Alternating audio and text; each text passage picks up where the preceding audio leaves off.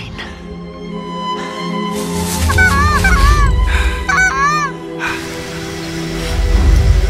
Non! Ne me tentez pas, Frodon! Oh, qu'est-ce que c'est, mon précieux?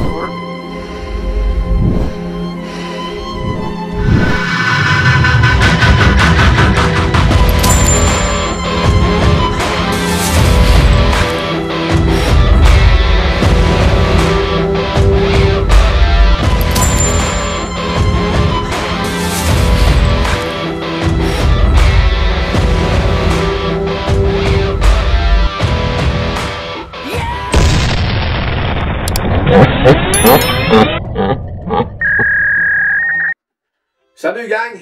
Bienvenue dans le show. Show de plume. La Blanche arrive à grands pas. On revient de l'Ontario. J'étais là avec mon ami Michel. Chasse guidée. On voulait pas se casser la tête, là, commencer à couvrir les permissions, payer l'hôtel, tout ça, 2-3 jours de temps pour scotter, pour faire du repérage. Ça valait pas la peine au prix qu'il charge. On a pris un guide local là-bas. L'expérience de fou, des nouveaux amis. On va être là l'année prochaine en espérant que tout soit pas loin. Hey, j'ai reçu André Lupien. Il m'a envoyé un appôt. Il m'a envoyé un appôt l'an dernier pour que je lui fasse des recommandations. C'était un appôt là, artisanal au Mike, que lui fait chez eux. Et il m'a demandé encore une fois il m'a écrit sur Messenger pour me demander d'évaluer puis regarder son appel.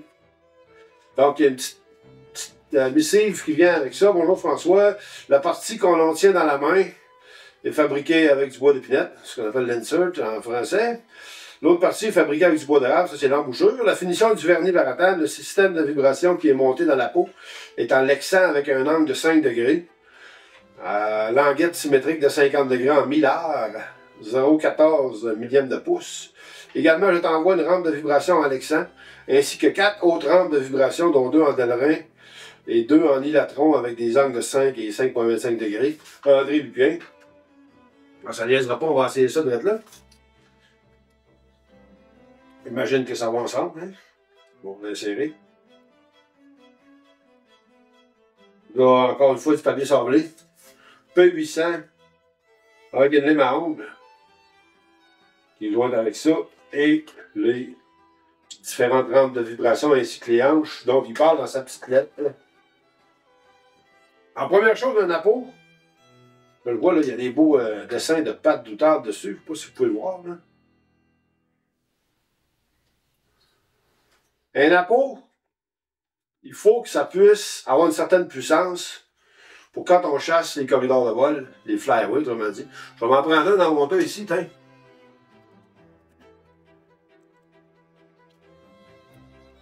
J'ai un Geo-Whirler, un beau Valim chez Tim Grounds. Je sais qu'il fait le job. Donc, quand on est flyaway, les oiseaux ne passent pas nécessairement 50 pieds au-dessus de la cache. Il faut qu'on soit capable de lancer des cris puissants pour attirer les bandes qui passent au loin.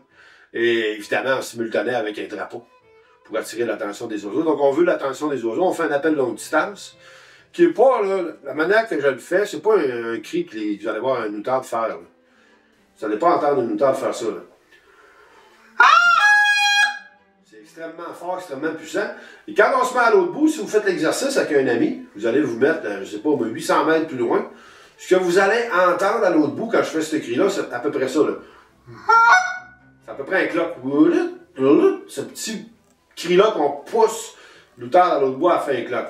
Quand les oiseaux sont en approche, on arrête, on fait des clocs. Mais il faut qu'un appôt pour servir à quelque chose, là, quand on fait du flyaway, il faut qu'il soit capable de faire ces cris-là, sans coller.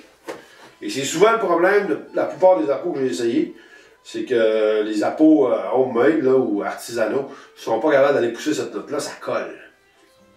Donc, monsieur Lupien, premier test, appel longue distance.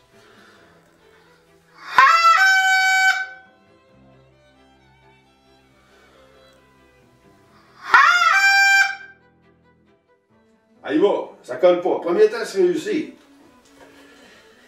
Deuxième test qu'on fait aujourd'hui, est-ce que cet appôt-là est capable de faire les spit notes et ses variantes?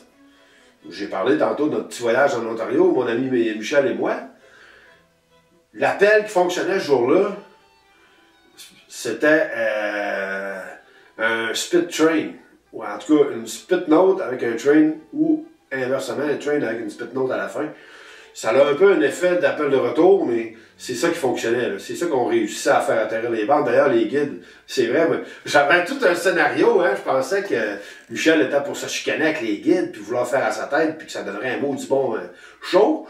Mais non, ils ont laissé faire tout ce qu'on voulait. Ça fait que, on a fait ce qu'on voulait, on a placé le setup, et les guides ont dit « Hey, c'est rare que ça atterrisse aussi proche que ça de la cache. » C'est avec cet appel-là que je fais avec celui que je sais qui est capable. Là.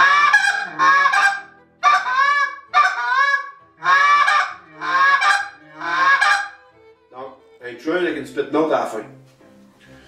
Évidemment, si tu avais la peau qui ne le fait pas, cette journée-là, n'as-tu pas bien rien. Donc, c'est pas un appel qu'on fait à 3 jours, mais comme on était à peu près la dernière journée où la chasse était permise dans ce secteur-là, mais les oiseaux s'étaient fait taper 4-5 jours d'avance.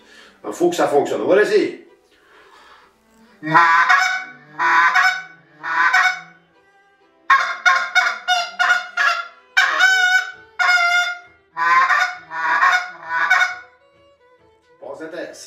Je commence à me rendre compte d'une chose, par contre, l'ouverture est grande, il prend de l'air. Il prend de l'air pas mal.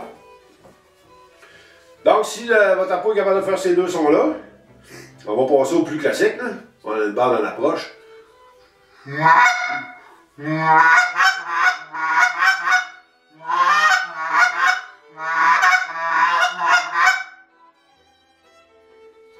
Surpris de la qualité. La hanche a l'air molle un peu aussi, par contre. Elle est pas mal vis-à-vis le trou. Je sais pas si on peut voir comme il faut, là. Non, ça zoome pas.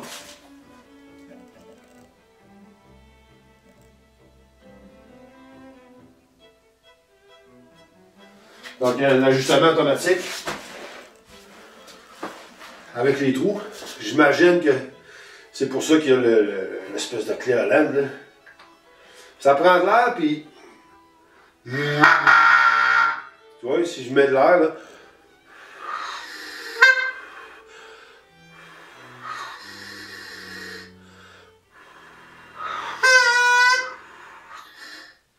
Il fait rien.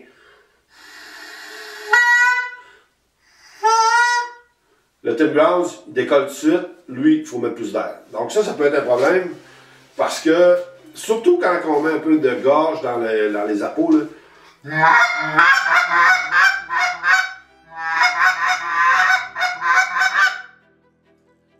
on y va comme ça toute la journée. En Ontario, j'avais mon Tim Grounds, puis j'ai eu de la misère à parler le lendemain. J'avais la voix enrouée, comme si on va voir un spectacle de Pantera ou de Metallica. On crie tout le long.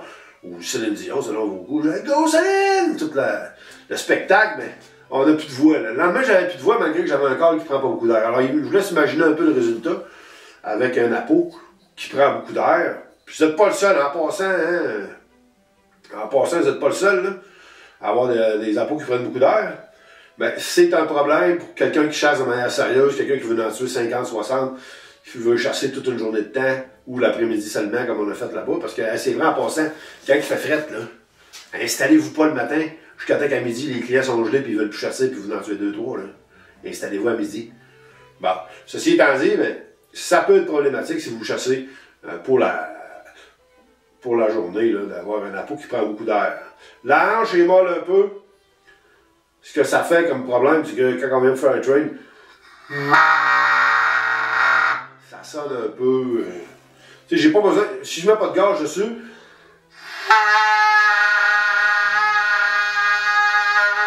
c'est ça que ça donne.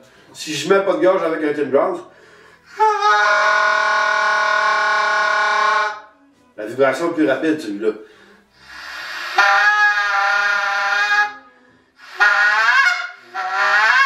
Si vous voulez pas mettre de gorge.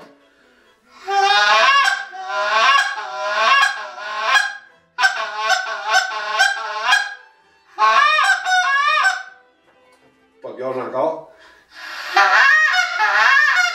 Donc il est plus grave, puis on voit qu'à cause du manque d'air, ben ça amène un manque de contrôle de la hanche quand ça prend trop d'air. Fait que si j'ai un conseil à vous donner, là, votre peau, là, s'en vient, ça coche. Ça commence à être du sérieux. Faut que ça prenne moins l'air avec le même résultat. Comment vous allez atteindre ça? Ben, peut-être en mettant une hanche plus sensible, en réduisant la dimension de la cavité du barillet. Parce qu'on a deux parties, là. Ça s'appelle un barillet, ça s'appelle une embouchure. Regardez là, la grosseur ici, là. Je vais vous montrer par rapport à... Parce que moi, je considère un appeau de très haute qualité, là. Regardez la différence. Ça avait un moyen trou. Ça avait un moyen trou, c'est la même chose pour les éléments de soufflerie, là. Ouais, ils sont pas mal pareils. Ils sont pas mal pareils. Sauf que dans le vôtre, à cause de ça, il faut mettre pas mal plus d'air. Il vous reste des tests à faire encore. L'autre question que je me pose par rapport à votre appeau, monsieur, c'est la durabilité. L'épinette, là, ça va chercher à gonfler. Donc, ça va faire un bon mariage avec l'embouchure, ça va être très serré. Si je le pousse un peu, là, c'est pas des bras de 2 cm, là, si je le pousse un peu, il faut que je force pour les démanger. Sauf qu'avec le temps, ça va marquer le bois. Ça va marquer le bois, donc ça peut devenir plus lousse avec le temps, à force de l'exposer à l'humidité. L'humidité qui vient dans les appeaux, on le sait, à la pluie, mais aussi avec notre salive, notre haleine, notre souffle qui contient l'humidité quand on opère cet appeau-là, dépendamment de la température, des conditions météo. Ça peut être un problème à long terme, on verra. Mais jusqu'ici, là, franchement, là, chapeau, M. Lupien, vous avez un appeau qui a bien d'allure, outre les petits défauts que j'ai soulignés. Bonne chance. Bye. Ah oui, hey! Pendant que je vous ai, je vais vous faire entendre quelque chose. On était en Ontario, je suis sorti de la cache, j'aurais pas dû, il est arrivé 3 outardes. Ils ont fait le fameux cri d'alerte. Fait que là, j'ai un bon enregistrement, c'est quoi un cri d'alerte? On écoute ça direct là.